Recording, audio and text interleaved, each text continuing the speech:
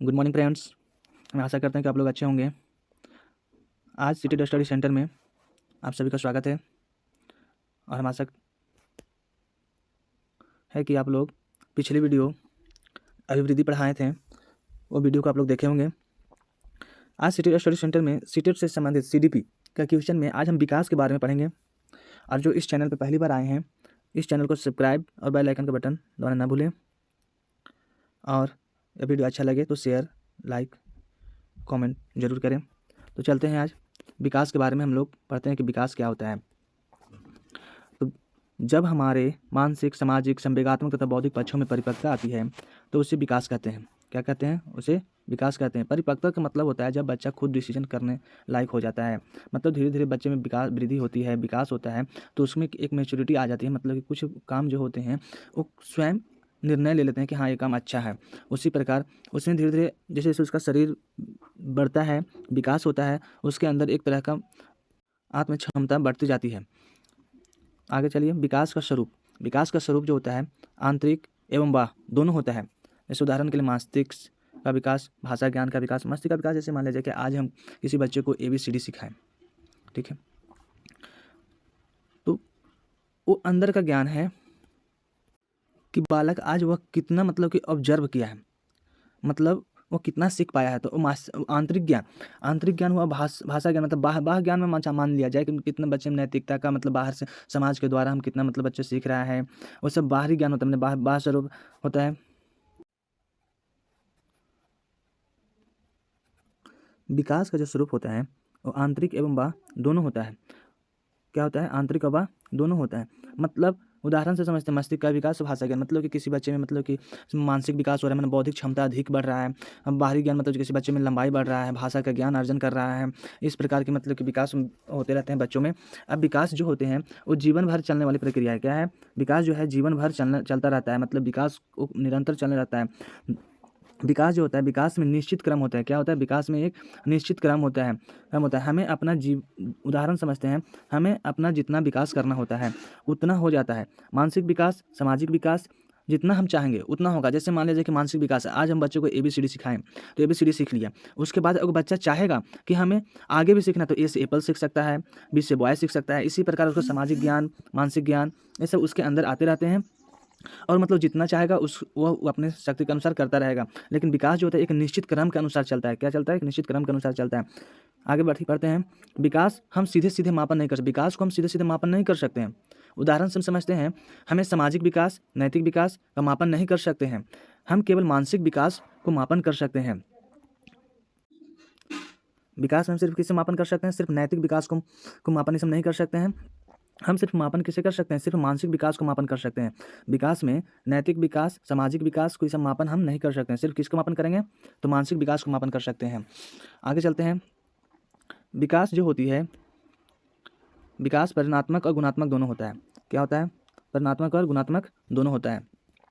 ये याद रखेंगे, ये हर बार मतलब सीटेट में पूछ दिया जाता है कि विकास कैसा होता है। तो विकास परिणात्मक भी होता है और गुणात्मक भी होता है। आगे चलते हैं। विकास वृद्धि के बिना भी संभव है। मतलब बच्चे में वृद्धि मतलब कि लंबाई अगर नहीं भी बढ़ता है तो उस बच्चे में क्या होता है? विकास संभव है। मतलब उसके अंदर बौद्धिक क्षमता, शरीर मतलब बौद्धिक, सामाजिक, नैतिकता का ज्ञान, ये सब उसके अंदर बढ़ते रहता है। जैसे क्योंकि कुछ व्यक्तियों का आकार, ऊंचाई या भार नहीं बढ़ता, उसमें नैतिक विकास, सामाजिक विकास, बौद्धिक विकास अवश्य होता है। मतलब आप हाल ही में आप न्यूज़ में सुने होंगे कि केरल की एक महिला जो है, जो बहुत ऊंचे पद पर बैठी, वो अपने हाइट में बहुत ही छोटी है और वो मतलब कि उस मतलब कि बहुत ही ऊंचे पद पर जाकर अपना स्थान ग्रहण की। इस प्रकार से मतलब उसके इसमें क्या हुआ कि उसमें के अंदर बौद्धिक विकास हुआ, मानसिक विकास हुआ उसके अंदर। इसी प्रकार आगे चलते हैं। विकास के आयाम। विकास जो होते हैं बहुयामी होते हैं। विकास क्या होते हैं? बहुयामी होते हैं। ये ध्यान रखिएगा, विकास क्या होते हैं? बहुआयामी होते हैं वे, और अलग अलग दिशा में होता है। एक ही दिशा में नहीं होता है कि मान लीजिए किसी बच्चे में मतलब कि सिर्फ लंबाई बढ़ा तो लंबाई बढ़ेगा, नहीं, ऐसा नहीं। उसका मानसिक, बौद्धिक, शारीरिक हर प्रकार से मतलब कि उसके अंदर विकास होते रहता है। शारीरिक विकास। गणतात्मक विकास किसे कहते हैं? तो गणतात्मक विकास के बारे में हम लोग अभी पढ़ते हैं। कहते हैं यह एक तरह के बालक के शारीरिक विकास से जुड़ा होता है। किससे जुड़ा होता है? बालक के शारीरिक विकास से जुड़ा होता है। यह मसल्स, हड्डियों की क्षमता और उन पर नियंत्रण से संबंधित है। मैंने बच्चा किस प्रकार अपने मतलब कि सभी हाथ पैर नाक को किस प्रकार से नियंत्रण करता है उस पर संबंधित है। जैसे आगे हम पढ़ेंगे इसमें गामक विकास में बालकों को चलने, दौड़ने, कूदने, भोजन करने आदि विषयों को शामिल किया गया है। इसे 2 भागों में बांटा गया है, एक फाइनल मोटर स्किल और दूसरा ग्रोस मोटर स्किल। एक फाइनल मोटर स्किल और दूसरा ग्रोस मोटर स्किल। तो देखिए, गामक मतलब होता है, मतलब कि गामक मतलब गमन करना, मतलब सिंपल सी भाषा में समझ में गमन मतलब चलना, दौड़ना, कूदना। तो उसी प्रकार मतलब कि है यहाँ पे कि गामक विकास में बालक को चलने, दौड़ने, कूदने, भोजन करने आदि विषयों को शामिल किया जाता है।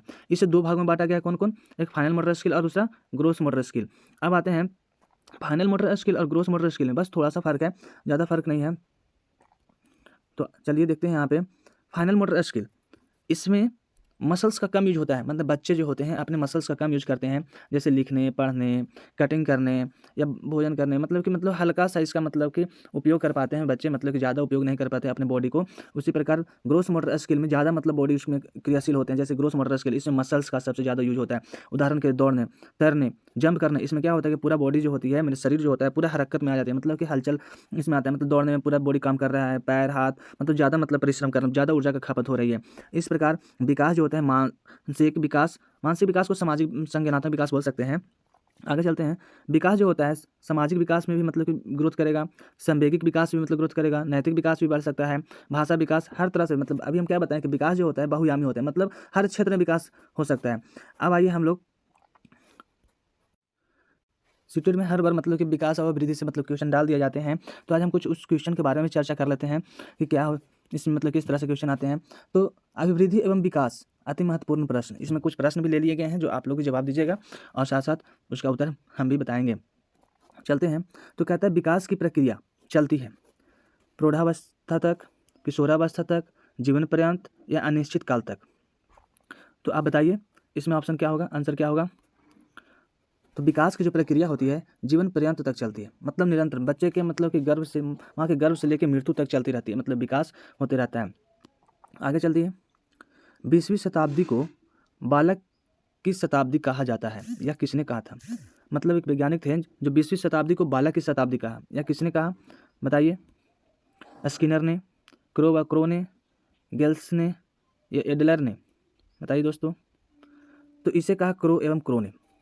किसने कहा? क्रो एवं क्रो ने। 20वीं शताब्दी को बालक की शताब्दी कहा जाता है, किसने कहा? क्रो एवं क्रो ने। चलिए तीसरा नंबर क्वेश्चन देखते हैं। किशोरियों में होने वाले शारीरिक परिवर्तन, मासिक स्राव का प्रारंभ, यूरोजों का उभरना, बगलों में पसीना आना या ये सभी? इसका जवाब आप लोग बताइए और कमेंट में लिखकर बताइए। इंतजार करेंगे आप लोग किस तरह से कमेंट्स करते हैं इसका। आगे चलते हैं। चौथा, विकास दिशा सिद्धांत के अनुसार विकास होता है। फिर से पढ़ लीजिए क्वेश्चन।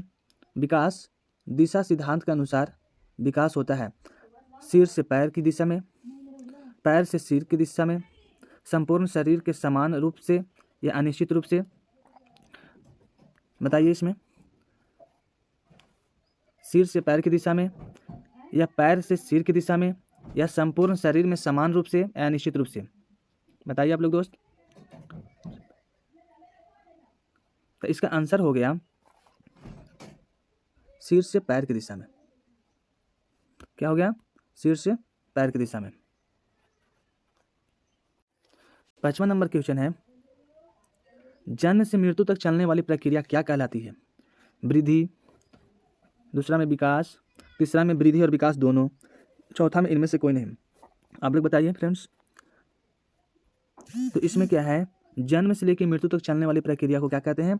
विकास कहते हैं, क्योंकि वृद्धि जो होता है एक समय के बाद क्या होती है? रुक जाती है। आगे चलते हैं। बालक का विकास परिणाम है, बालक का जो विकास जो होता है किसका परिणाम है? वंशानुक्रम का या वातावरण का, या वंशानुक्रम और वातावरण की अंतःक्रिया का, या नोट? इनमें से कोई नहीं, मतलब कि चौथा ऑप्शन है। आप लोग बताइए। तो इसका आंसर हो गया सी, वंशानुक्रम और वातावरण की अंतःक्रिया का। मान लिया जाए कि वंशानुक्रम और वातावरण बच्चों को अच्छा नहीं मिलता है तो वो अच्छा ग्रोथ नहीं कर पाता है। आगे चलते हैं। शारीरिक विकास का क्षेत्र है हड्डियों में वृद्धि, स्नायु मंडल का विकास, मांसपेशियों में वृद्धि या ये सभी? बताइए दोस्त।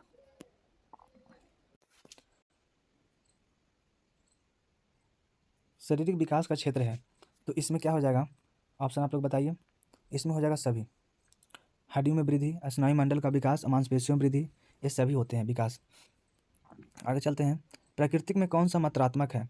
मात्रात्मक आपको हम बताए हैं पिछले वीडियो में, मतलब कि वृद्धि जो होते हैं परिमाणात्मक होती है, मतलब मात्रात्मक होती है, और विकास जो होती है मात्रात्मक और क्या होती है, गुणात्मक दोनों होती है। तो इसमें सिर्फ क्या हो जाएगा, वृद्धि। क्या हो जाएगा, वृद्धि। वृद्धि जो होती है मात्रात्मक होती है।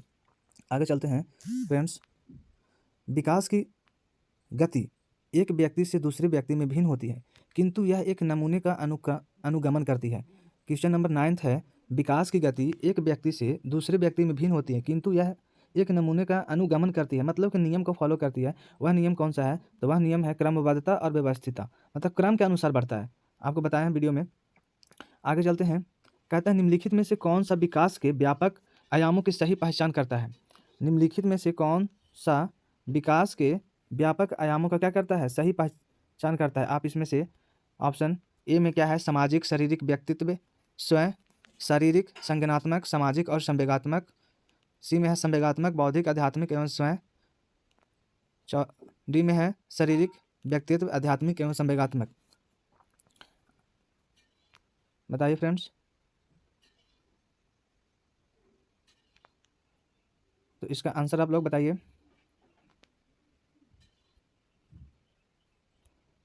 तो इसका आंसर हो गया आपको 2, मतलब शारीरिक, संज्ञानात्मक, सामाजिक और संवेगात्मक।